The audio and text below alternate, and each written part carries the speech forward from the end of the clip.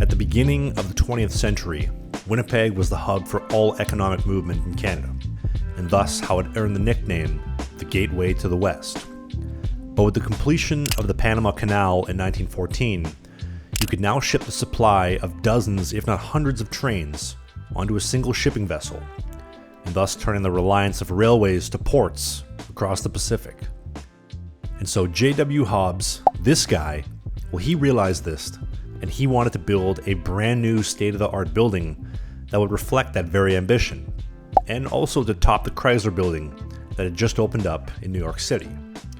So in March of 1929, they would break ground on this new iconic building along Vancouver's waterfront, and construction would take 16 months to complete and would go 30% over budget, with a final cost of $2.3 million, and would open in October of 1930.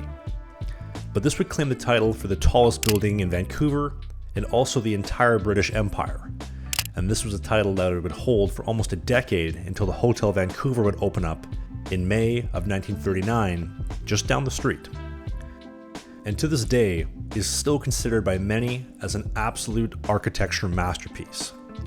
The main tower would rise 21 stories high, just shy of 100 meters tall, with a small 10-story wing beside heading down Burrard Street, and a 4-story podium that would sit back against West Hastings and Pender Street. And the design itself is actually really fascinating. The goal was to try to portray a giant marine rock rising from the sea floor along the Burrard Inlet, and hence the marine building's name.